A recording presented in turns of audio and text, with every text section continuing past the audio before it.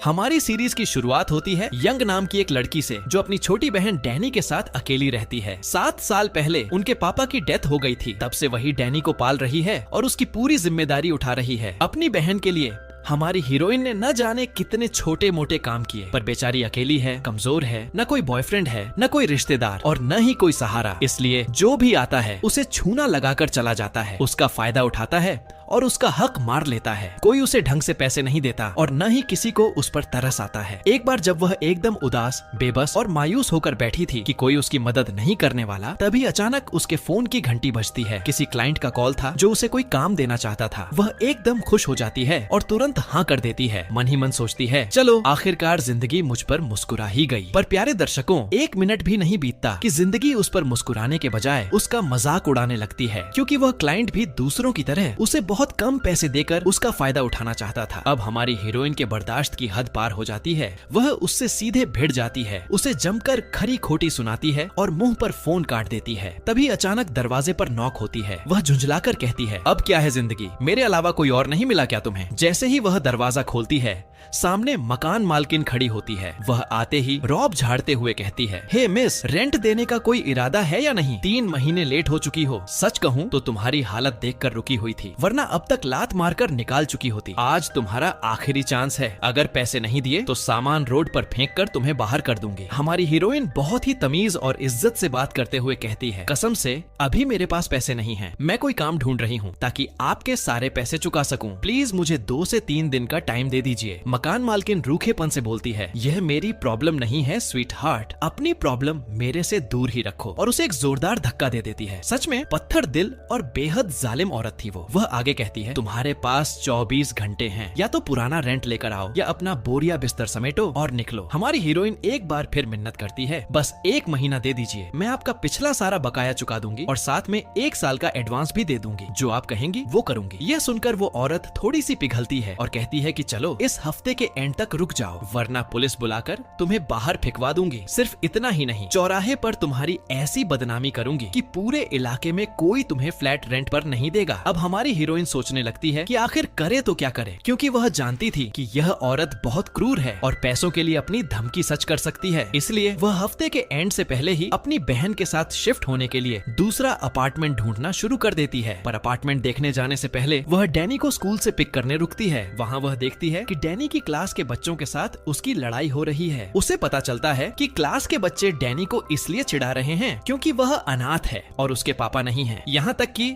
वे उसे अपने camping trip पर भी ले जाने से मना कर रहे हैं। यह देखकर हमारी हीरोइन को बहुत गुस्सा आता है और वह डैनी से कहती है, कौन हैं ये बेवकूफ बच्चे जो तुम्हें परेशान कर रहे हैं? इन्हें मुझ पर छोड़ दो, मैं इन्हें कच्चे चबा जाऊंगी। प्रॉमिस, इन्हें अपने से ऐसे बात मत करने दो, इन्हें सीधा सबक सिखाओ। डैनी कहती है कि उसे अब इस सब की आदत हो चुकी है, क्योंकि वह अकेली है, रिजेक्टेड है और उसकी रक्षा करने के लिए कोई पापा नहीं है। हमारी हीरोइन को बहुत गिल्ट फील होता है कि उसकी वजह से उसकी बहन यह सब झेल रही है। इसलिए वह जिद पकड़ लेती है कि वह उन बच्चों को सबक सिखाकर अपना हक वापस लेकर रहेगी। वह उन बच्चों से जाकर कहती है कि डैनी कैंपिंग ट्रिप पर जरूर जाएगी, चाहे तुम लोगों को पसंद आए या नहीं, और वह उसके लिए सबसे बेस्ट टेंट भी खरीद कर देगी। डैनी यह देखकर बहुत खुश होती है कि उसकी दीदी उसका साथ दे रही है और उसे थैंक यू कहती है। लेकिन वे चिढ़ाने वाले बच्चे और ज्यादा बदतमीजी पर उतर आते हैं और कहते हैं, ठीक है, हम जानते हैं कि तुम उसके लिए टेंट खरीद लोगी, पर क्या उसके लिए पापा खरीद सकती हो? हम सबके पास पापा हैं, हम सब साथ रहेंगे, खेलेंगे, डांस करेंगे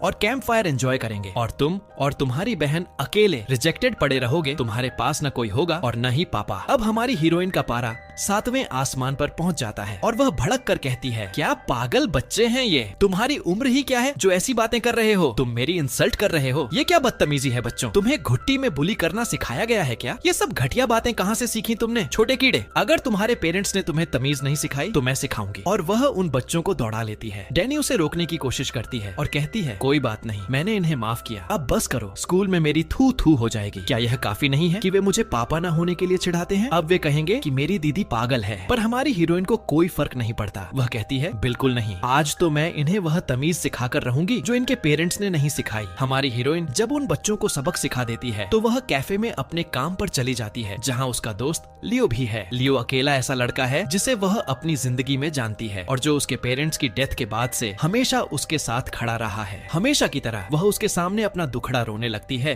और बताने लगती है कि उसके और डैनी के साथ क्या क्या हो रहा है। वह कहती है स्कूल के बच्चे उसे बुली कर रहे हैं, वे इरिटेटिंग लड़के, आज मैंने उन्हें परेशान किया और तमीज सिखाई। वे कहते हैं कि उसके पापा नहीं है और ऊपर से मकान मालकिन रेंट मांग रही है वरना हमें बाहर निकाल देगी। वह उसे दिलासा देने की कोशिश करता है तो वह कहती है जरूरत नहीं है, आज मैंने उन बच्चों को ऐसा सबक सिखाया है कि अब वे डैनी से बात करने की हिम्मत भी नहीं करेंगे। वह उससे कहता है तुमने जो किया वह सही नहीं है, क्या होगा अगर बात और बिगड़ जाए। और रुकने के बजाय वे उसे और ज्यादा चिढ़ाने लगे। अब उसे गिल्ट फील होता है और वह मानती है कि उसने ज्यादा कर दिया और छोटे बच्चों के मुंह लग गई। वह पूछती है तो अब मैं डैनी की नाराजगी दूर करने के लिए क्या करूं। हमेशा की तरह वह उसकी मदद करने का फैसला करता है। वह उससे कहता है कि वह आज उसे घर जल्दी जाने देगा ताकि वह डैनी के लिए एक सरप्राइज प्लान कर सके और उसकी शिफ्ट वह खुद संभाल लेगा। सिर्फ इतना ही नहीं, वह उसे अपने पास से कुछ पैसे भी देता है ताकि वह डैनी के लिए उसका पसंदीदा खाना, गिफ्ट्स और खिलौने खरीद सके, उसे मना सके और स्कूल में जो कुछ भी उसके साथ हुआ है उसकी भरपाई कर सके। वह बेहद खुश हो जाती है और कहती है थैंक यू दुनिया के सबसे अच्छे भाई। वह जवाब देता है भाई इससे पहले कि मैं यहाँ से चला जाऊँ तुम निकलो यहाँ से। मजाक करते हुए वह कहती है ठीक है मैं अब जा रही हूँ वो सब तैयार करने जो डैनी को पसंद है, बाय। उसी समय डैनी सड़कों पर अकेली घूम रही होती है। उसके पास करने को कुछ नहीं होता, वह एकदम अकेली है, न कोई दोस्त है और न ही कोई फैमिली जो उसके बारे में पूछे। तभी इत्तेफाक से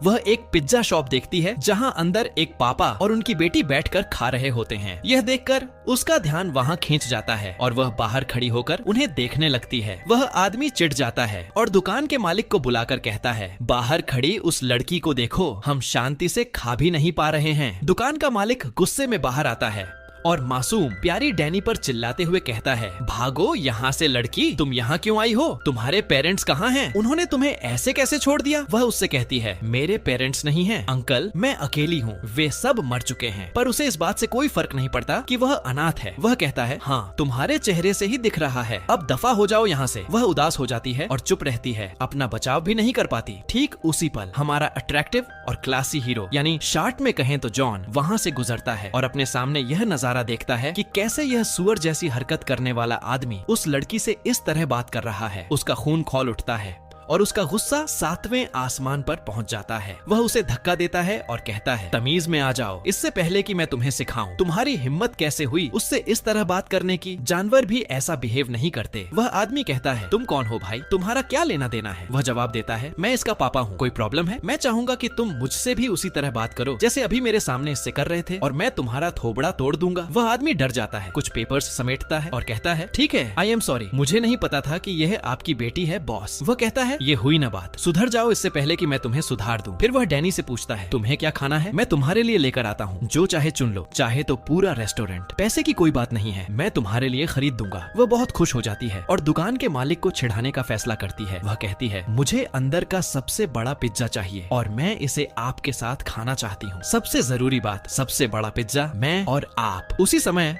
हमारी हीरोइन घर पहुंचती है और डैनी का सारा पसंदीदा खाना तैयार करती है और बैठकर उसका इंतजार करने लगती है ताकि उसे सरप्राइज दे सके। ठीक वैसे ही जैसे उसकी लियो से बात हुई थी, वह उसे एक मैसेज भेजती है कि उसने सब कुछ तैयार कर लिया है। तभी अचानक डैनी बहुत खुश और चहकती हुई घर पहुंचती है। हमारी हीरोइन हैरान होकर पूछती है कि वह कहाँ थी और उसे इतनी देर क्यों हो गई। डैनी बात को टालते हुए कहती है कि उसका मूड थोड़ा खराब था, इसलिए वह तब तक बस ऐसे ही घूम रही थी जब तक उसका मूड ठीक नहीं हो गया। हमारी हीरोइन आज स्कूल में हुए उसके बिहेवियर को लेकर उसे प्यार से डांटती है और बताती है कि उसने उसे खुश करने के लिए एक सरप्राइज और उसका सारा पसंदीदा खाना तैयार किया है। वह कहती है मैंने तुम्हारी पसंद का चिकन बनाया है, आओ पेट भर कर खाओ ताकि तुम स्ट्रॉन्ग बन सको और उन बुलीज को पीटकर अपना बचाव कर सको। डैनी कहती है नो थैंक्स, मुझे भूख नहीं है। वह पूछती है सच में तुम अभी भी उन बुलीज की वजह से परेशान हो, उन्होंने तुम्हारी भूख मार दी। कसम से जब मैं उन्हें देखूंगी। डैनी उसे बीच में ही रोकते हुए कहती है नहीं, ऐसा बिल्कुल नहीं है, उनकी वजह से नहीं है। सच कहूँ तो मुझे अब फर्क ही नहीं पड़ता कि वे क्या कहते हैं, मुझे आपसे किसी और चीज के बारे में बात करनी है जो सच में बहुत इंपॉर्टेंट है। वह पूछती है क्या बात है, अब कौन सा नया स्यापा करके आई हो। डैनी कहती है नहीं, इस बार अच्छी बात है, मैं आपसे एक सवाल पूछूंगी और आप सच सच जवाब देना। क्या आप नहीं चाहती कि आपके पास भी एक हैंडसम, लंबा और स्ट्रॉन्ग पापा हो। वह कहती है बिल्कुल चाहती हूँ, यह भी कोई पूछने की बात है, काश मेरे पास भी पापा होते जो मेरी रक्षा करते, मेरा खर्चा उठाते, मुझे लाड प्यार करते और बुलीज या जो भी मुझे परेशान करे उसे पीट देते। डैनी कहती है मैं भी यही चाहती हूँ। हमारी हीरोइन थोड़ा अपसेट होकर कहती है मैंने क्या कमी छोड़ दी, मैं तुम्हें खाना खिलाती हूँ, पैसे देती हूँ, कपड़े खरीद कर देती हूँ, अब क्या बच गया। डैनी कहती है कसम से मैं जानती हूँ कि आपने मेरे लिए कभी कोई कमी नहीं छोड़ी, कभी नहीं, पर मुझे फिर भी एक पापा की जरूरत है और आपको भी। वह जवाब देती है बात तो सही है तुम्हारी, पर हम पापा लाएंगे कहाँ से। डैनी एक्साइटेड होकर कहती है यह आपकी टेंशन नहीं है, मैं खुद आपके लिए एक पापा लेकर आऊंगी। हमारी हीरोइन हैरान रह जाती है और सोचती है कि वह मजाक कर रही है, इसलिए बस रात काटने के लिए वह कहती है हाँ बिल्कुल स्वीट हार्ट, ले आना, तुम्हारा मन करे तो 5 पापा ले आना, हम मना नहीं करेंगे। वह बच्चों की बात को सीरियसली नहीं लेती, पर डैनी जिद पर अड़ जाती है और कहती है नहीं, मैं आपके लिए एक ही लाऊंगी, 5 नहीं, आपको बस मेरा इंतजार करना है, बस इतना ही। देखो कितना सिंपल है। वह कहती है हाँ हाँ क्यों नहीं, और चूंकि तुम्हें खाना नहीं खाना है तो तुम्हारी जगह मैं ही खा लेती हूँ। अगले दिन हमारी हीरोइन कैफे जाती है। अचानक उसे अपने सामने चश्मा पहने एक अनजान आदमी खड़ा मिलता है। वह कहता है एक्सक्यूज मी, क्या आप मिस यंग हैं? वह कहती है हाँ, कसम से मैंने कुछ नहीं किया है, मैं बेकसूर हूँ और बस जैसे तैसे अपनी जिंदगी काट रही हूँ। वह जवाब देता है नहीं, आप गलत समझ रही हैं, इस बार सब ठीक है, मैं अच्छे काम के लिए आया हूँ। वह कहती है तो फिर उस छोटी आफत डैनी ने इस बार क्या कांड कर दिया? वह कहता है प्लीज मुझे बात करने का एक मौका दीजिए और मैं आपको वह सब बताऊंगा जो आप जानना चाहती हैं। और जब मैं कह रहा हूँ कि सब ठीक है तो मेरा मतलब वही है, मैंने बस सुना है कि आप एक पापा ढूंढ रही हैं। वह कहती है आज सुबह क्या पीकर आए हो सर? हम काम पर हैं, सीधे खड़े हो जाओ और ढंग से बात करो। मैं एक रिस्पेक्टेड मैच्योर औरत हूँ, मैं भला पापा क्यों ढूंढूंगी? ये सब अफवाहें हैं, मैं और मेरी बहन। वो बीच में बोलता है सच कहूँ तो मुझे लगा था कि वह आपकी बेटी है। वह जवाब देती है खैर मेरे एक ही पापा थे और वो गुजर चुके हैं, भगवान उनकी आत्मा को शांति दे। मैं ठीक हूँ, मुझे किसी पापा की जरूरत नहीं है, मुझे बस अपने अपार्टमेंट का रेंट चुकाने के लिए $100 चाहिए, प्लीज मैं आपसे हाथ जोड़ती हूँ। इससे पहले कि वह आदमी कुछ कह पाता, वहाँ एक हैंडसम, अट्रैक्टिव और हाई क्लास लड़का आ जाता है। शार्ट में कहें तो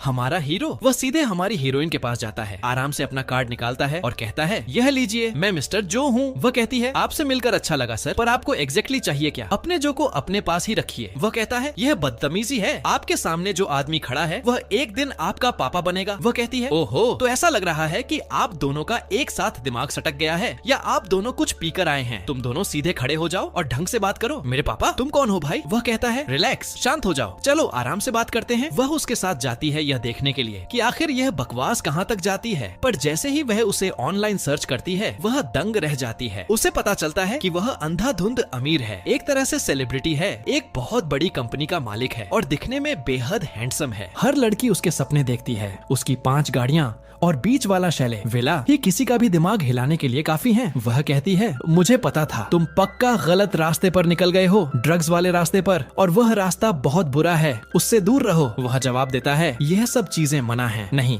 इम्पॉसिबल, मैं ऐसा कुछ नहीं लेता, शर्म करो तुम। वह कहती है तो फिर तुम ऑफिशियली पागल हो। ऐसा क्या हो गया कि एक हैंडसम, अमीर और परफेक्ट लड़का जिसके सपने हर लड़की देखती है, वह मेरे पास आकर कहे कि वह मेरा पापा बनना चाहता है? या तो तुम बेवकूफ हो या मेरे मजे ले रहे हो, और कसम से मैं तुम्हारे किसी काम की नहीं हूँ। मेरे जैसी लड़की पर अपना टाइम वेस्ट मत करो, मैं तुम्हारे लेवल से बहुत नीचे हूँ और एकदम कंगाल हूँ। वह कहता है बहुत बातें हो गयी, मुझे अपनी बात रखने और खुद का बचाव करने का एक मौका दो। क्या तुम डैनी नाम की किसी लड़की को जानती हो? वह कहती है बिल्कुल जानती हूँ, वह मेरी छोटी बहन है, मैंने उसे अपने हाथों से पाला है, वह बहुत प्यारी है, पर उसका तुमसे क्या लेना देना? तुम उसे जानते भी कैसे हो? तुम्हें बच्चों का चक्कर है क्या? वह कहता है अब तुम बस भी करो, तुम अपना और मेरा दोनों का घर बर्बाद कर दोगी। किम सेक्रेटरी, इसे कॉन्ट्रैक्ट दो ताकि हम इस बकवास को यहीं खत्म कर सकें। वह कहती है कौन सा कॉन्ट्रैक्ट, मुझे किस चीज पर साइन करना है? वह कहता है बस इसे पढ़ो और बात खत्म करो। तभी कहानी फ्लैशबैक में जाती है उसी रेस्टोरेंट वाले दिन जब वे दोनों साथ में खाना खाने गए थे। उन्होंने एक दूसरे को जानने का फैसला किया और हमारे हीरो को पता चला कि डैनी बहुत ही स्वीट और क्यूट लड़की है। डैनी को भी पता चल गया कि वह अमीर, हैंडसम और अट्रैक्टिव है, इसलिए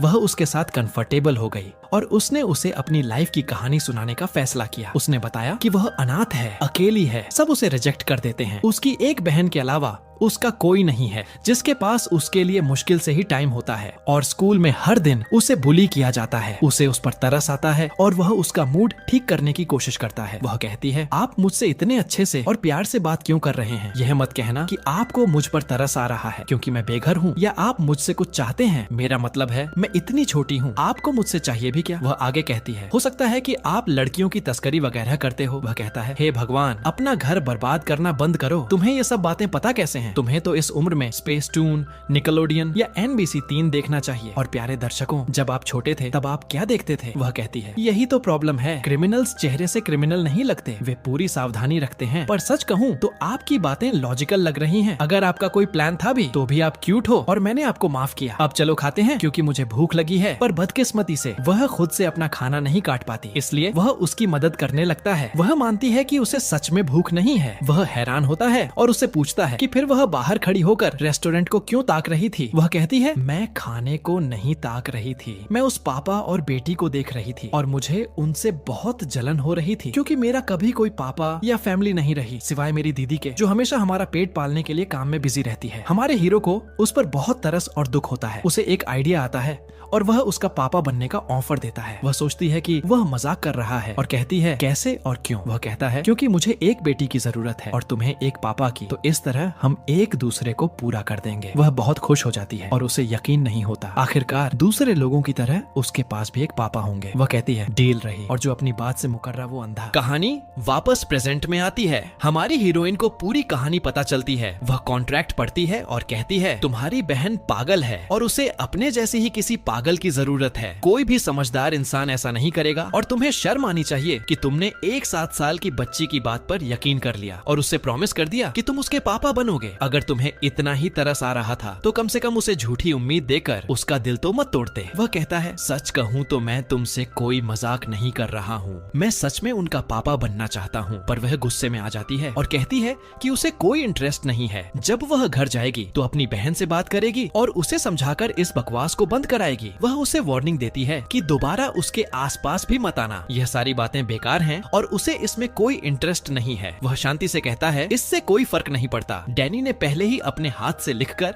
मेरे साथ कॉन्ट्रैक्ट साइन कर दिया है। वह कहती है, तुम्हारी बातों से कोई फर्क नहीं पड़ता, मैं अपनी बहन से बात करूंगी और उसे तमीज सिखाऊंगी। वह जवाब देता है, बात का बतंगड़ मत बनाओ, यह साफ है कि तुम्हारी बहन को अपने साथ एक पापा की सच में बहुत जरूरत है। क्या तुमने नहीं देखा कि वह उस पापा बेटी को कैसे देख रही थी? उसका दिल इस तरह क्यों तोड़ना? वह कहती है, और अगर तुम अभी के अभी यहाँ से नहीं गए तो मैं तुम्हारा सिर तोड़ दूंगी। दिमाग खराब है क्या तुम्हारा? तुम्हारे और मेरे बीच की उम्र में 4 साल का भी फर्क नहीं है और तुम चाहते हो कि मैं तुम्हें पापा बोलूं? मैं पहले ही बहुत कुछ झेल रही हूँ। तुम क्या चाहते हो कि लोग क्या कहें? यही ना कि मैं भी तुम्हारी तरह पागल हूँ। वह कहता है, मुझे लोगों की क्या परवाह, फायदा तो हम दोनों का है। तुम्हारी बहन को पापा चाहिए और मुझे एक बेटी, किसी का कोई नुकसान नहीं है, बस एक बार ट्राई तो करो। वह कहती है, ठीक है, मैं तुम्हारे और अपनी बहन के साथ चलूंगी और यह समझूंगी कि तुम्हें बेटी क्यों चाहिए। अब वह उसे सच बताने का फैसला करता है। वह कहता है कि उसकी दादी अपने पीछे एक बहुत बड़ी कंपनी छोड़ गई हैं और अपनी वसीयत में लिख गई थी कि वही इसका वारिस होगा। पर उसके आस्तीन के सांप जैसे चाचा ने उससे कहा, तुम्हें तब तक कुछ नहीं मिलेगा जब तक तुम शादी नहीं कर लेते और तुम्हारा कोई बच्चा नहीं हो जाता। मेरी माँ की यही वसीयत थी। जब उसने अपने लॉयर से बात की तो उन्हें पता चला कि सबसे बेस्ट सॉल्यूशन यही है कि एक झूठी कहानी बनाई जाए कि उसकी पहले शादी हो चुकी थी और उसने अपनी बेटी को छुपा कर रखा था। फिर अगली मीटिंग में उसे सबके सामने लाया जाए ताकि वसीयत मिल सके, वह कंपनी पर कब्जा कर सके और उसे उस लालची सुअर राजा से बचा सके। वह ठंडे दिमाग से सुनती है और कहती है, बड़ी इमोशनल स्टोरी है, पर इस सब से मेरी बहन का क्या लेना देना? अपनी प्रॉब्लम हमसे दूर ही रखो, हमारे पास पहले से ही बहुत सारे स्यापे और ड्रामे हैं। वह उसे फिर से मनाने की कोशिश करता है और कहता है कि उसकी दादी उस कंपनी से बहुत प्यार करती थी, उसका चाचा लालची है और उसे बर्बाद करना चाहता है और वह दादी की खातिर उसे बचाना चाहता है। यह बात आखिरकार उसके दिल को छू जाती है। वह कहती है, ठीक है, मुझे सोचने दो और मैं कल तुम्हें जवाब दूंगी। वह कहता है, जैसी तुम। वैसे मैंने तुम्हारे लिए एक सरप्राइज तैयार किया है। मैंने तुम्हारे आराम से रहने के लिए एक घर का इंतजाम कर दिया है। मैंने सुना है कि इस हफ्ते के एंड में तुम्हें बाहर निकाला जा रहा है। बड़ा शातिर बंदा था वह। सिर्फ इतना ही नहीं, वह कहता है कि यह पूरा नाटक सिर्फ 1 महीने तक चलेगा, उसके बाद सब अपने अपने रास्ते। जब हमारी हीरोइन इस बारे में सोचती है तो उसे सच में लगता है कि यह ऐसा मौका है जो दोबारा नहीं आएगा। बहुत ही अच्छा ऑफर था और इसे छोड़ना बेवकूफी होगी, पर फिर भी वह इस पर लियो से डिस्कस करने का फैसला करती है क्योंकि सॉल्यूशन निकालने के लिए वही उसका इकलौता दोस्त है। वह उससे पूछती है कि अब वह क्या करे, क्या उसे हमारे हीरो की बात मान लेनी चाहिए और उसे 1 महीने के लिए पापा बनने देना चाहिए, क्योंकि यह सब तो बस एक नाटक ही है और बदले में जब तक उन्हें कोई अपार्टमेंट नहीं मिल जाता तब तक उसकी बहन को रहने के लिए एक साफ और सेफ जगह मिल जाएगी। लियो उसे सलाह देता है, मेरी मानो तो उससे दूर रहो, इस सब का कोई मतलब नहीं है। कोई आदमी अचानक कहीं से भी आकर कैसे कह सकता है, जब से मैंने उस बंदे को देखा है मैं इसका पापा हूँ, मैं उसके साथ कंफर्टेबल नहीं हूँ, तुम्हें और तुम्हारी बहन को उससे दूर रहना चाहिए। पर जब वह डैनी को देखती है और उसका एक्साइटमेंट देखती है कि आखिरकार उसे एक पापा मिल रहे हैं, तो वह अपने दिमाग की सुनना बंद कर देती है और दिल की चुनती है। वह डैनी को लेकर हमारे हीरो के घर जाने के लिए निकल पड़ती है और जब वे वहाँ पहुँचती हैं, तो वह इतना बड़ा और खूबसूरत घर देखकर दंग रह जाती है। डैनी की खुशी का ठिकाना नहीं रहता और वह कहती है, आखिरकार मेरे पास एक बड़ा घर है, मैं यहाँ आराम से खेल और दौड़ सकती हूँ। हमारा हीरो उसका गर्मजोशी से वेलकम करता है और कहता है, कंफर्टेबल हो जाओ, हम साथ बैठेंगे और कुछ रूल्स सेट करेंगे क्योंकि हम यहाँ साथ रह रहे हैं। वह कहती है, नहीं रुको, साथ रहने से तुम्हारा क्या मतलब है? मुझे लगा था कि यह सब सिर्फ डैनी के लिए है, मैं तुम्हारे साथ क्यों रहूंगी? वह सीरियस हो जाता है और कहता है, मैं डैनी को अकेले नहीं पाल सकता, उसका ख्याल रखने के लिए तुम्हें मेरे साथ रहना होगा। वह मान जाती है पर रूल्स को थोड़ा टालने के लिए कहती है, जब तक कि वह उस घर और उसके साथ थोड़ा एडजस्ट न हो जाए। 3 दिन बाद वह डैनी को घर ले आती है और हमारा हीरो उसके साथ बहुत अच्छा बिहेव करता है, उसे पॉकेट मनी देता है, उसके लिए खिलौने और गिफ्ट्स खरीदता है। वह बेहद खुश है। जब भी स्कूल का कोई कैंपिंग ट्रिप होता है वह उसके लिए बुक कर देता है और इस मौके का फायदा उठाकर हमारी हीरोइन से कहता है, अब जब डैनी यहाँ शिफ्ट हो गई है तो यह घर हमारा है, चलो बैठते हैं और कुछ रूल्स सेट करते हैं। वह कहती है, ठीक है चलो। वह कहता है, पहली बात, मेरे कपड़ों को हाथ मत लगाना, खासकर उन्हें जिन्हें तुम्हें नहीं देखना चाहिए। हर कोई अपनी चीजें प्राइवेट रखता है। वह जवाब देती है, समझ गई, ठीक है, मुझसे ही गलती हुई जो मैंने तुम्हारे कपड़े धोए। दूसरी बात, जैसे तुम्हारा रूल है वैसे ही अब मैं भी अपना एक रूल सेट करूंगी। मिसाल के तौर पर जो डिब्बे तुमने कल बाहर फेंक दिए थे उन्हें मैं $500 में बेच सकती थी, समझे? वह कहता है, हाँ तुम सही कह रही हो, मुझे तुम्हें एक साफ सुथरा इंसान बनाने की कोशिश नहीं करनी चाहिए थी। वह पलटकर जवाब देती है, तुम अपने काम से काम रखो, मैं अपनी जिंदगी जीने के लिए आजाद हूँ। वह कहता है, ठीक है आगे बढ़ते हैं। तीसरा रूल, वह कहती है, इम्प्रेस करो मुझे। वह जवाब देता है, मेरे घर में तुम ऊंची आवाज में बात नहीं करोगी, सिर्फ मैं कर सकता हूँ। वह हंसती है और कहती है, समझ गई। इसके बाद वह डैनी का हाल चाल लेने जाती है और उसे मैसेज करके पूछती है कि कैंप कैसा चल रहा है। डैनी बताती है कि सब कुछ बहुत बढ़िया है और उसके पापा ने तो उसे कॉल भी किया था, साथ ही गिफ्ट्स और पैसे भी भेजे हैं। अब उसके दोस्त उसे पसंद करने लगे हैं और कोई उसे बुली नहीं करता। अपने पापा की वजह से अब वह स्कूल की कूल और पॉपुलर लड़की बन चुकी है। हमारी हीरोइन यह जानकर खुश हो जाती है और हमारे हीरो को थैंक यू कहती है कि उसने उसकी बहन का इतना ख्याल रखा और आखिरकार डैनी को उसका बचपन खुलकर जीने का मौका दिया। तभी अचानक वहाँ एक कीड़ा आ जाता है और वह डर के मारे कांपने लगती है। वह कहता है, चिंता मत करो, मैं इसे संभाल लूंगा। वह कहती है कि उसे बहुत डर लग रहा है, पर वह उससे कहता है कि मजाक मत करो, कीड़ों से तो उसे खुद भी डर लगता है। फिर भी वह आगे बढ़ता है, उस कीड़े को मार देता है और वह उससे इम्प्रेस हो जाती है। बाद में वह लियो को बताती है कि हमारे हीरो ने उस कीड़े को मार दिया जिससे वह डर रही थी। लियो पूछता है, वह तुम्हारे घर पर क्या कर रहा था? वह कहती है, मैंने तुम्हें बताया नहीं, पर हाँ मैं पिछले 2 हफ्ते से उसी के घर पर रह रही हूँ। इससे पहले कि लियो कुछ रिएक्ट कर पाता, एक अनजान आदमी हमारी हीरोइन के पास आता है और वह उससे भिड़ जाती है, पर हमारा हीरो बिल्कुल सही टाइम पर वहाँ पहुँच जाता है और उनसे बुरी तरह भिड़ जाता है। वह अपना इंट्रोडक्शन देते हुए कहता है, मैं डैनी का पापा हूँ और मुझे अच्छी तरह पता है कि तुम्हारे बच्चों ने ही उसे बुली किया था। मेरे पास इसके सबूत हैं, फोटोज और वीडियोस भी हैं और मैं तुम सबको कोर्ट लेकर जाऊंगा। जब उन बुलीज को पता चलता है कि वह बहुत अमीर और पावरफुल है तो वे तुरंत माफी मांग लेते हैं। इसके बाद हमारी हीरोइन के दिल में उसके लिए रिस्पेक्ट और ज्यादा बढ़ जाती है। उसे आखिरकार फील होता है कि उसके पास भी कोई स्ट्रॉन्ग इंसान है जो उसका साथ दे सकता है और उसकी रक्षा कर सकता है। ऐसा बंदा जिससे कोई भी आसानी से पंगा नहीं ले सकता। घर वापस आकर वह कैफे में किए गए उसके इस एक्शन के लिए उसे थैंक यू कहती है। उसने जो प्रॉमिस किया था वह वही कर रहा था कि वह चाहे जो हो जाए उसकी और डैनी की रक्षा करेगा। वह उससे अपने साथ बाहर चलने को कहता है और उसे वह स्टोर रूम दिखाता है जहां उसने उनके कैंपिंग ट्रिप के लिए सारी तैयारी करके रखी थी ताकि वे सब साथ में एंजॉय कर सकें। वह हमेशा डैनी के बारे में ही सोचता रहता था, उसे खुश रखता था और उसके साथ एक सगे पापा से भी बढ़कर बिहेव करता था। वह हमारी हीरोइन से कहता है कि डैनी सच में उसकी अपनी बेटी जैसी है और इतनी प्यारी बच्ची के लिए वह जितना करे उतना कम है। वह इस मौके का फायदा उठाकर हमारी हीरोइन से बात करता है और पिछली बार अपने चाचा वाली बात के लिए माफी मांगता है। उसे रियलाइज होता है कि वह उसे पसंद करने लगा है। वह बेबाकी से पूछती है कि क्या उसे किसी के साथ में देखने से कोई प्रॉब्लम है। वह कहता है कि उसे कोई फर्क नहीं पड़ता और वह तो चाहता है कि सबको पता चले कि वे एक फैमिली की तरह साथ रह रहे हैं। वह इस बात पर जोर देता है कि वह कोई नौकरानी नहीं है, बल्कि उसकी लाइफ की एक बहुत इंपॉर्टेंट इंसान है। वह खुश हो जाती है और उसे और करीब से जानना चाहती है। वह उसका फेवरेट कलर पूछती है। वह कहता है पिंक और उसका पूछता है। वह कहती है ब्लू। उनके बीच की बॉन्डिंग और गहरी हो जाती है और वह कहती है कि वह डैनी से बहुत प्यार करती है और उसे खुश रखने के लिए कुछ भी कर सकती है। तभी नर्वस होते हुए वह आखिरकार मान लेता है कि वह उसे पसंद करता है। वह अनजान बनने का नाटक करती है और पूछती है, तुम्हारा मतलब है कि तुम मुझे पसंद करते हो मेरी बहन की तरह? वह कहता है, नहीं, मुझे तुम्हारी पर्सनैलिटी पसंद है। तुमने बिना किसी के सहारे अकेले अपनी बहन को पाला और उसे एक अच्छी लाइफ दी। मुझे तुम्हारी यह हिम्मत और ताकत बहुत पसंद है। मैं भी एक अनाथ हूँ। जब मैं छोटा था तभी मेरी माँ गुजर गई थी और मेरी दादी ने मुझे पाला था। मैं उस कंपनी को इसलिए बचाना चाहता हूँ क्योंकि वह उनकी आखिरी निशानी है। हमारी हीरोइन का दिल पिघल जाता है और वह देखती है कि वह सचमुच सच्चा इंसान है। उसके दिल में उसके लिए प्यार और बढ़ जाता है। दोनों बहुत देर तक हंसते मजाक करते हैं और बातें करते रहते हैं। तभी अचानक वहाँ एक अनजान आदमी आ जाता है और छुपकर उन दोनों की तस्वीरें खींचने लगता है। अगले दिन डैनी अपने ट्रिप से वापस आती है और हमारी हीरोइन दौड़कर उसे गले लगा लेती है। डैनी बहुत खुश थी। वह बताती है कि हमारे हीरो ने उसे स्कूल से पिक किया, उसके लिए गिफ्ट्स लाए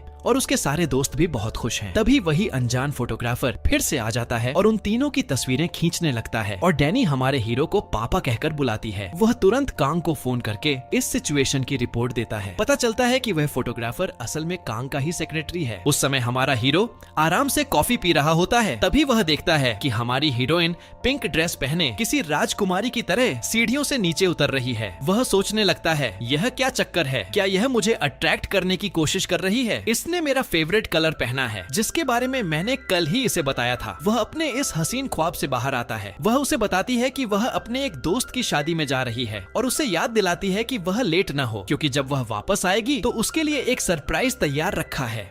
इसके बाद वह अपने असिस्टेंट किम से मिलने जाता है और उससे पूछता है कि अगली मीटिंग में क्या करना है, क्या वे प्लान के मुताबिक चलेंगे और इस नाटक को आगे बढ़ाएंगे। अब हमारा हीरो थोड़ा हिचकिचाता है क्योंकि उसे डैनी और उसकी बहन से सच में प्यार हो गया है और वह उन्हें किसी खतरे में नहीं डालना चाहता। वह जानता था कि कांग उन्हें इतनी आसानी से नहीं छोड़ेगा। वह किम से कहता है कि उसे समझ नहीं आ रहा कि वह क्या करे क्योंकि वह उन दोनों से बहुत ज्यादा अटैच हो चुका है। किम जवाब देता है कि इन दो लड़कियों से मिलने के बाद उसकी जिंदगी पूरी तरह बदल चुकी है। उन्होंने उसे एक ठंडे इंसान से एक केयरिंग इंसान बना दिया है। उसकी ब्लैक एंड व्हाइट लाइफ में पिंक के सारे शेड्स भर दिए हैं। अब वह पहले से ज्यादा हंसता है और उन्हें खोने या उन्हें कोई नुकसान पहुंचने का रिस्क बिल्कुल नहीं ले सकता। किम की बातें हमारे हीरो के दिल को छू जाती हैं क्योंकि जो भी उसने कहा वह सच था। हमारी हीरोइन और उसकी बहन ने वाकई उसकी जिंदगी को बेहतर बना दिया था। उसी दिन वह उससे अपने प्यार का इजहार करने का फैसला करता है और सबके सामने ऑफिशियली साथ रहने के लिए पूछने की सोचता है। अब उसे किसी की परवाह नहीं थी, न कंपनी की, न कांग की और न ही किसी और की। जब शादी खत्म होती है तो लियो उसे घर छोड़ने का ऑफर देता है। रास्ते में वह कहती है कि उसे भूख लगी है तो लियो जिद करता है कि वह उसे अपने खर्चे पर डिनर कराने ले जाएगा। तभी अचानक उसका फोन बजता है और उसे पता चलता है कि उसकी और हमारे हीरो की एक फोटो ऑनलाइन लीक हो गई है, जिससे यह अफवाह उड़ गई है कि उसने हमारे हीरो को अपने जाल में फंसा लिया है। हर तरफ हंगामा मच जाता है, कंपनी में हड़कंप मच जाता है और सब कुछ पूरी तरह बिखर जाता है। वह तुरंत उसे शांत करने की कोशिश करता है और भरोसा दिलाता है कि वह उसके साथ है और किसी को भी उसे चोट पहुंचाने वाला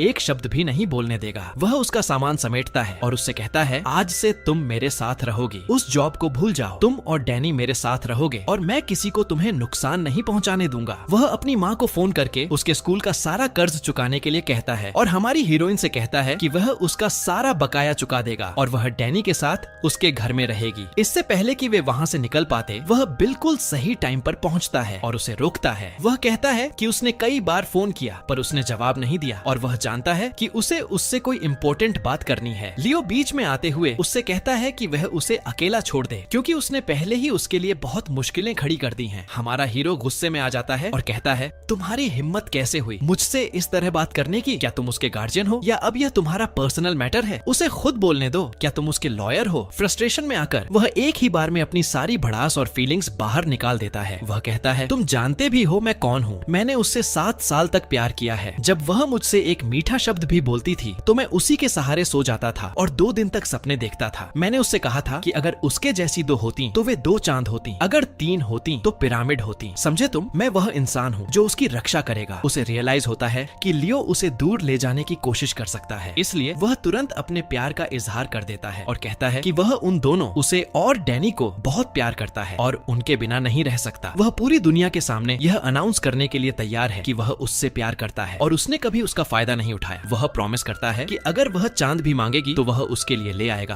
बस वह उसे छोड़कर न जाए। वह उससे सोचने और जवाब देने के लिए कहता है, पर वह हमेशा उसका इंतजार करेगा और उसे हमेशा प्यार करता रहेगा। वह पूछती है कि उसे इतना गुस्सा क्यों आया। तब वह रिवील करता है कि वह पिछले 8 साल से उससे सीक्रेटली प्यार कर रहा है, बस इस इंतजार में कि कभी तो वह उस पर ध्यान देगी। वह कहता है कि भले ही वह किसी दूसरे मर्द के घर रहने चली गई, फिर भी वह उससे नफरत नहीं कर पाया। वह उसे पहले से भी ज्यादा प्यार करता है और बस उसके यहाँ कहने का इंतजार कर रहा था। वह उसके सारे कर्ज चुका देगा, डैनी का ख्याल रखेगा, उसके लिए पापा, भाई, दोस्त सब कुछ बनेगा, जो भी वह चाहेगी। वह उसकी रक्षा करने और उसे हमेशा अपने दिल में रखने का प्रॉमिस करता है। वह उससे कहती है कि वह उसके लिए एक बहुत स्पेशल इंसान है, बिल्कुल उस भाई की तरह जो वह हमेशा से चाहती थी और वह उसे इससे ज्यादा प्यार नहीं कर सकती। पर असलियत में भले ही वह उसे सिर्फ 2 महीने से जानती थी, फिर भी वह मन ही मन उसे पसंद करने लगी थी। उसने उसे प्यार का मतलब सिखाया था। लाइफ में पहली बार वह खुद को सेफ फील कर रही थी और किसी से इस कदर जुड़ी थी कि वह अपनी बाकी की जिंदगी उसी के साथ बिताना चाहती थी। वह उसके फैसले की रिस्पेक्ट करता है और कहता है कि वह उसे हमेशा प्यार करेगा और वह हमेशा उसके दिल के करीब रहेगी। आखिरकार वह कन्फेस कर देती है कि वह उससे प्यार करती है और वह भी मानता है कि जब उसने उसे पहली बार देखा था तभी से वह उसे प्यार करता है। वह प्रपोज करता है कि वे ऑफिशियली एक कपल बन जाएं और सबको इस बारे में बता दें, पर वह जिद करती है कि पहले उसे कंपनी में वापस जाना होगा, अपना हक वापस लेना होगा और उसके बाद ही वे साथ हो सकते हैं। 1 महीना बीत जाता है और इस दौरान वे एक दूसरे की जिंदगी में पूरी तरह इन्वॉल्व हो जाते हैं। कंपनी में वह अपनी दादी की विरासत को फिर से बहाल करता है, सबके सामने कांग का पर्दाफाश करता है और कंपनी को बर्बाद होने से बचा लेता है। सब कुछ सेव करने के बाद वह डैनी को स्कूल से पिक करने जाता है और वहाँ 2 लड़कियों को उसे बुली करते हुए देखता है। वह तुरंत बीच में आता है और कहता है, मैं इसका पापा हूँ, क्या चल रहा है यहाँ। वह डैनी को भरोसा दिलाता है कि अब से ये लड़कियाँ उसके साथ एक दोस्त और बहन की तरह रहेंगी और उसका प्यारा पापा उसका पूरा ख्याल रखेगा, उसके लिए खिलौने और खाने पीने की चीजें लाएगा। फिर वह अपनी हीरोइन के पास जाता है जो दौड़कर उसके पास आती है और पूछती है कि वह कहाँ था। वह उसके हाथ में एक कार्ड थमाता है जिससे पता चलता है कि उसने उनकी शादी का सारा इंतजाम कर दिया है और वह एक ग्रैंड वेडिंग का प्रॉमिस करता है। वह उसे यकीन दिलाता है कि वह हमेशा उसके साथ रहेगा और उसे